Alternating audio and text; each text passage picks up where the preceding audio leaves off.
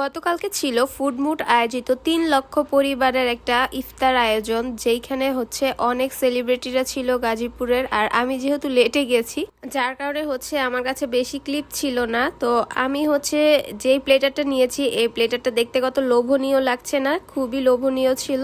যেহেতু ফুডমুড গাজীপুর এখন ৩ লক্ষ পরিবারে পা দিয়েছে, আর এইখানে কিন্তু বেশ কিছু সেলিব্রিটি ছিল। আর আমরা হচ্ছে একসাথেই বসে ইফতার করেছিলাম। আর এই প্লেটারের প্রাইস ছিল কিন্তু মাত্র ৩৮০ টাকা। আর প্লেটারে কি কি থাকছে আমি আপনাদেরকে বলে দিচ্ছি।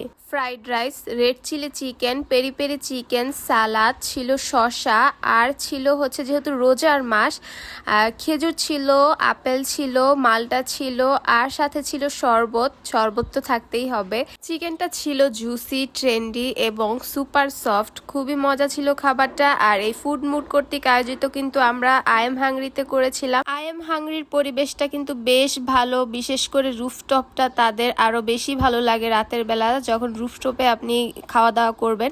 আপনারা চাইলেও কিন্তু আই এম হাংরিতে গিয়ে এনজয় করতে পারবেন।